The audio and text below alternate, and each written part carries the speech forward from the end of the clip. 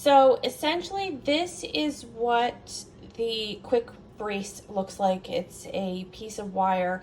The one that I have is currently in my puppy's ears. So I just took a wire coat hanger and bent it into the shape. So if you have one of those, you could do the exact same thing.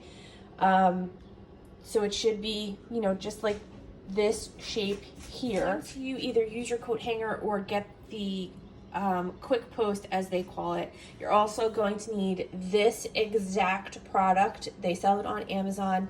I think it was about $10 or $12, but it's the only thing that really works that doesn't hurt the dog's ears. I've heard other people use eyelash glue or wig glue or a spray adhesive. It doesn't work. It doesn't stick.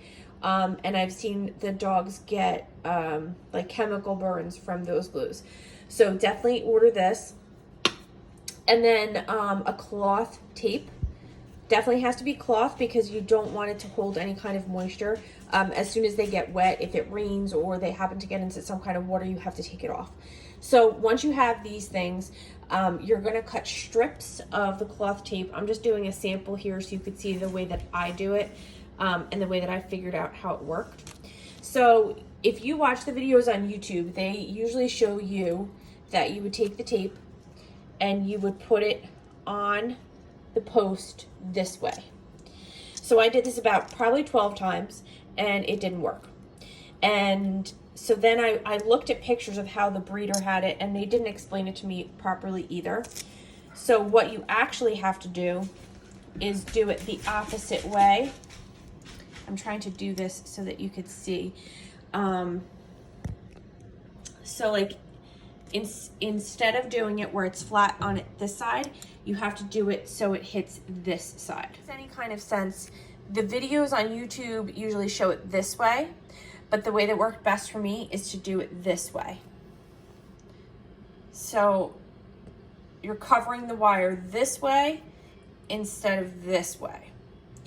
And then when you do this, you want the tape to be big enough that it covers a portion of the top of it. I just didn't do it that big.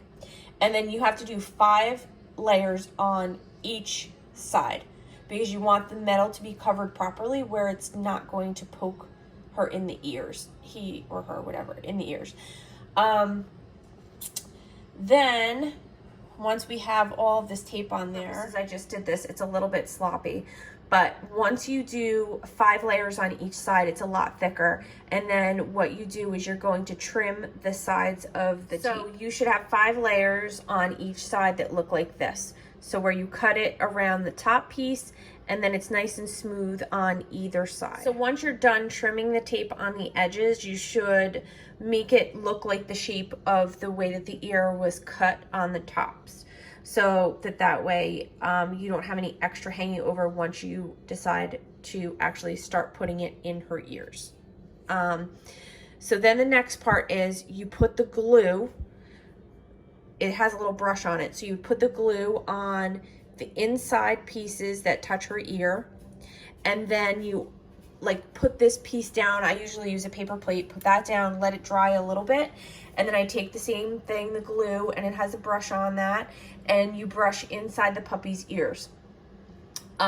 So by the time that you get to be able to put this thing on the ears, the glue that's on the device is already partially dry. And it usually helps if you do it with 2 people because then that way somebody is occupying the dog while the glue is still setting. I use like just little small milk bone treats to keep her occupied. And by that time the glue is set and you're good to go. Sometimes you'll notice that the bottom lifts a little bit, but you can always just take the brush of the glue and put a little bit more in those areas so that it sticks. You just have to push it firmly without hurting them. And it usually stays for me about a day or 2, but then they're dirty and gross anyway, so I like to change them. And it gives you a little bit more practice. So what I've noticed is when you do it this way, that it puts more pressure on the ears and holds them up longer.